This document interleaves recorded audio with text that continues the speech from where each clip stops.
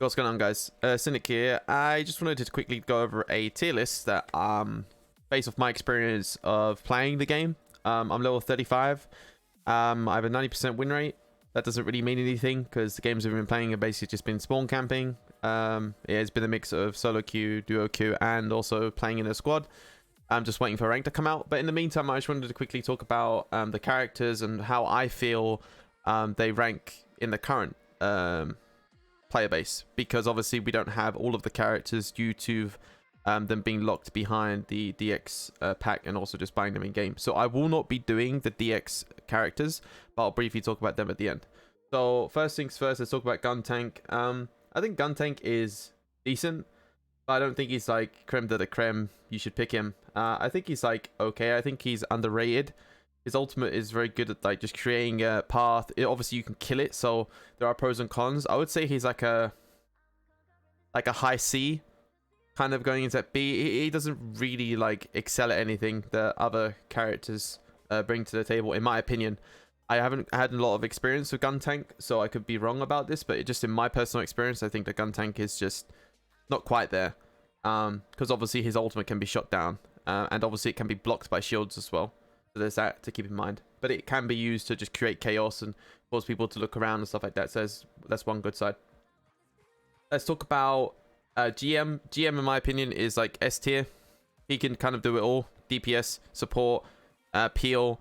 Obviously with the fact that he has the iron armor, where basically he's CC immune when using his bash.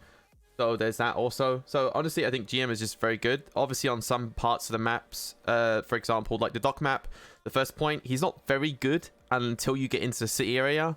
And when you play against good players, they'll probably be camping you in spawn. So I wouldn't recommend GM on like really long range maps, or at least long range points, because you're not really going to get much value from him in the DPS position. And you might as well play Mythos in terms of healing in that regard if you wanted to just go for heals. Let's go to Ashmar. I think Ashmar is hard for me to really rate because I feel like Ashmar should be an S, but I think he's more of the like high A section. And the reason why I say he's a high A and not an S is because obviously when you're flying in the sky, you're a very easy target, and I haven't really played against a very good GM sniper. So I would like to see more from him within the rank ecosystem and see where he lies then, because I still feel like a good Ashmar will be able to just dominate and zone games because of his napalm. And for some characters it means burning their dashes, it means you can create space or deny space, and also his ultimate is very good because obviously it stuns as well. So yeah, and it stuns in a line, so it's really cool. I honestly think Ashmar is one of those characters that has a high skill ceiling, kind of like Exia. But obviously we'll talk about Exia another time. I think Ashmar deserves A, high A.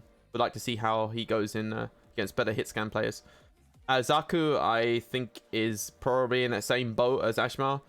I think honestly he probably should be S tier as well. I feel like his movement is cracked. He's not viable on all maps because obviously, again, the same thing with GM, his range. And he doesn't really bring anything outside of that. If he can't get close to the enemy, then you might as well pick Pale Rider in that scenario, right? So I don't think that people give him enough credit. I feel like Zaku is actually kind of nuts. I was kind of surprised when I played him myself of how much DPS he can actually do when he's on top of someone and how safe he is.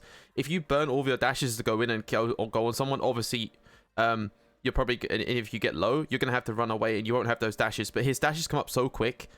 His disengage ability with his E. If you're frontlining with him, obviously you're not gonna do much damage. You're not gonna do anything. You're just gonna die.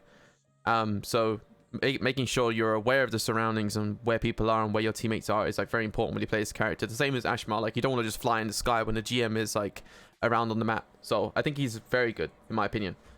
Zabi, I think, is A, sorry. The reason why I don't think he's Zabi is an S type is because, one, not very viable on some points, some maps, because it's a shotgun. It has a lot of gap close in my opinion, but his hitbox is massive. And there are a lot of ways of shutting down Zabi. Lots of stuns in this game. R7, Zaku ult, Ashura ult. What else is there? Zabi itself. So yeah, if you miss your axe on Zabi in a 1v1, you're probably going to die. And if you get too close, obviously Barbatos will stun you and stuff like that. So I think that Zabi is very, very good. But obviously I think its weakness is the hitbox and its range. Obviously. But can't have everything, right? Otherwise it'd be broken beyond belief. His ultimate is very good as well. Obviously just popping it and sitting behind walls and just letting your ult go to town. GM Sniper, again, it's kind of the same thing with like it's a skill character. You need to have good aim.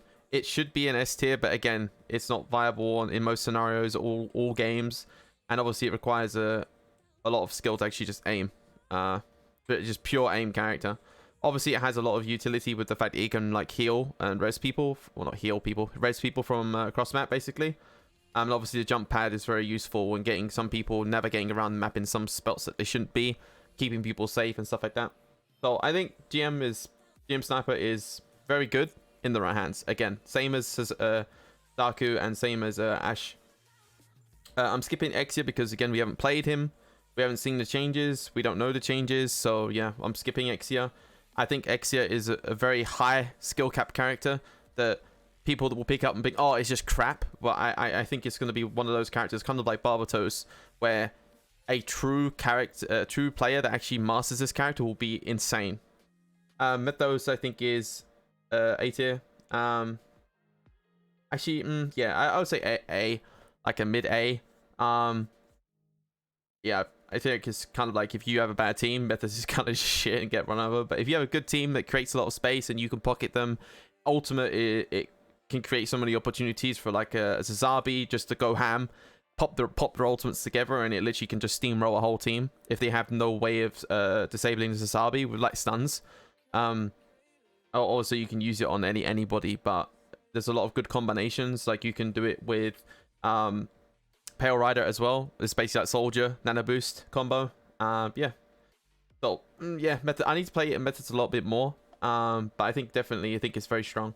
I think if you're gonna play him, you want to play him more of like a very, very passive. You don't really want to like be peeking corners and trying to deal damage. You can deal damage. I'm not saying you can't, but because he's so squishy and because of the way the tether works, it disconnects a lot. And if you're frontlining, obviously you're gonna die, and you just yeah. You're not GM. You can't peek a corner with your shield up and get out of jail free. You peek the corner, you will die. So keep that in mind. And obviously the turret is very good for watching behind, watching flanks, and just keeping track of people if you don't see them in main, for example. Barbatos, again, it's kind of like Zaku. Very, very strong character that requires a very, very strong player to actually be able to use it. If you go in too early, you die. If you go in too late, your team's dead and then you die. It's a lot of situational awareness. Very high skill cap character in my opinion. I've seen some Barbatoses literally just single-handedly carry a game just from the way that they position and the way they navigate the map. And I've seen some Barbatoses literally run it down because they just think they can just run in and just kill 1v9. Yeah, I haven't played Barbatos just from like watching it and having other people play with me. Yeah, what really have to say about Barbatos. R7 is a difficult one. I think R7 is S tier just because it's multi-purpose in terms of range. His ultimate is very, very, very good if used correctly. Has defensive capabilities with the shield. Has 2 dashes. Has decent HP pool. Decent damage. And he has a stun. So, like, literally has the whole package. It's kind of like a GM, but a longer range and doesn't have a heal. But has a range stun and a shield. Obviously, you can't shoot whilst you're in shield, but you can dash in every direction whilst in shield. Whereas GM, when you dash with the shield, it puts the shield down. So yeah, people may disagree with the R7 being S tier, but I definitely think it's S tier. Turn A, again, same thing as Barbatos, same thing as Zaku. A good turn A can literally single-handedly carry a game and could be S tier in the right hands. But again, it's a very hard character to play because it's not quite hit scan. It's like projectile-based weapon, requires charging, and his ultimate is very hard to control and very situational in terms of using it. I've seen some fucking nutty ultimates with this. Boy, Evokia, I don't keep calling him Evolver. Evokia did like a 6-man fucking wipe on the docks map with the ultimate. It's kind of a nuts ult. That is really annoying to deal with unless you have like hit scan or someone just to deal with him quickly. Pale Rider, I don't know. I don't want to keep putting everyone in A tier, but I think I think Pale Rider is... It's hard. Yeah, I think Pale Rider is kind of in that same boat. It's like, it's not a very high skill cap character because it's basically just soldier, but it has a lot of impact. His ultimate is pretty strong. The only downside about the ultimate is that you're vulnerable at the start and you're vulnerable at the end of the ultimate because you have to like transition into the form. Very squishy character. So you can't really, you have to be enabled to really get value from it and have a lot of space. Kind of like GM Sniper, whereas if you don't have the space, you're not really getting the value. But yeah, I don't really have anything bad to say about Power Rider other than the fact it's squishy and the ultimate vulnerability state. Doom Trooper, I think S tier. Like, the fact that it has no damage fall off, can spam rockets on corners pre-fire, has mines to protect the backline, has an armor pack, and the ultimate is fucking stupid. Like, the ultimate is troll as fuck, but it does a lot. It creates a lot of space. It can stall, it can peel, it can just roll down to like certain parts of the map and just completely clean up a whole team. It has, again, it's kind of like, again, about the GM. It's like it has everything that you need, and it's a pretty tanky character. And the fact that it has hit scan R&B that doesn't have any damage fall off either is pretty damn good in my opinion. And that just leaves us with these two. Again, I'm not going to put them in a tier list because I haven't played them. I don't know what changes they have since network testing. And yeah, I think it would be unfair to rank them without actually experiencing the changes or playing them at all in general. But yeah, I hope that gives like a rough rundown of my opinion of Gundam Evolution's Gundam roster. And hopefully there's more to come. Hopefully there's some changes, and yeah, hope to see you guys next time. Peace, my dudes.